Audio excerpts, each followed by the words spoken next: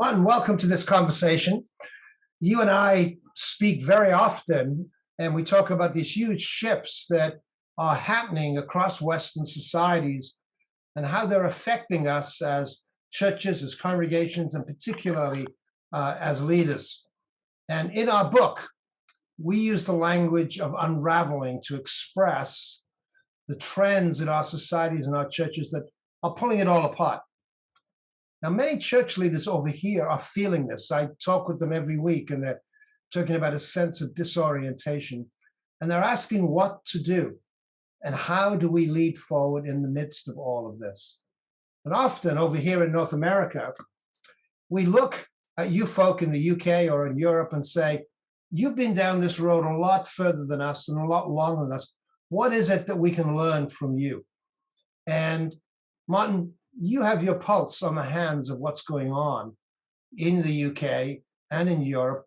Talk to us a little bit about what you're seeing from the perspective of us in North America thinking, how might this help us? Well, it's certainly true that churches in Europe, and let's say England in particular, have had this sense of being frozen in the headlights. But that probably was impacting us in the 1980s and 1990s. And I sense that in this new millennium, churches have begun to say, well, we can't stay there. Let's begin to take some action. And that action is not so much talking about themselves and how to fix their systems, but it's how to engage in mission. And often that looks like church planting.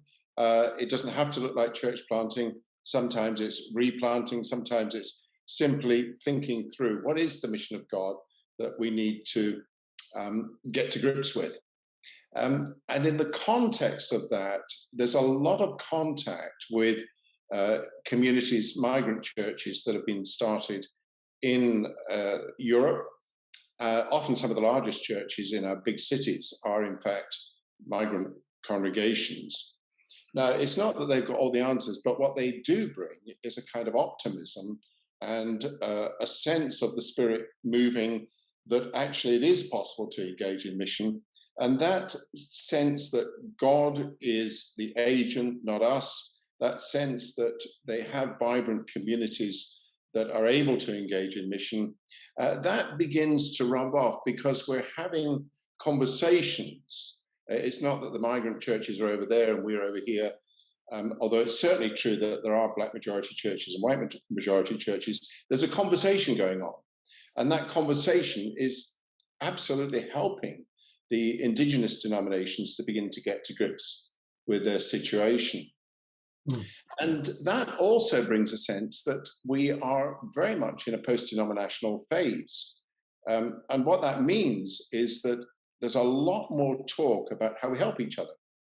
And so you begin to see lots of very local initiatives taking place where churches are working, planning, dreaming, envisioning together what it might mean to cooperate with one another so that we can be much more effective in our immediate context. And that in turn leads to, or at least involves, a sense that we take the local context very, very seriously.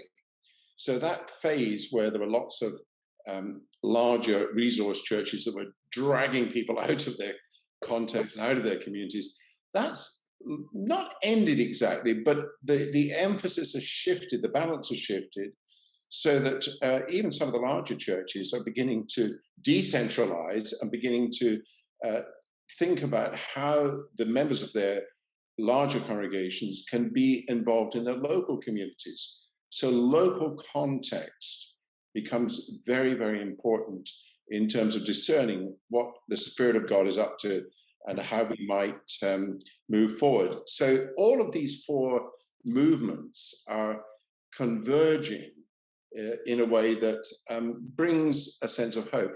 Now, that's not to say that all our problems are over, far from it. It's still tough out there, but I do sense that we've moved beyond that sense of being stuck and we're beginning to get to grips with the issues in new and encouraging ways. Thanks, Martin.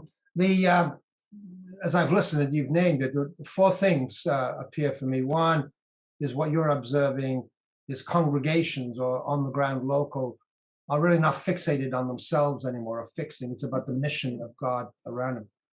And secondly, that it is indeed immigrant communities that are bringing a fresh sense of the spirit and energy and life into the church mix there in the UK. Thirdly, that the old denominational world has shifted into something of extended churches learning to cooperate with each other in mission.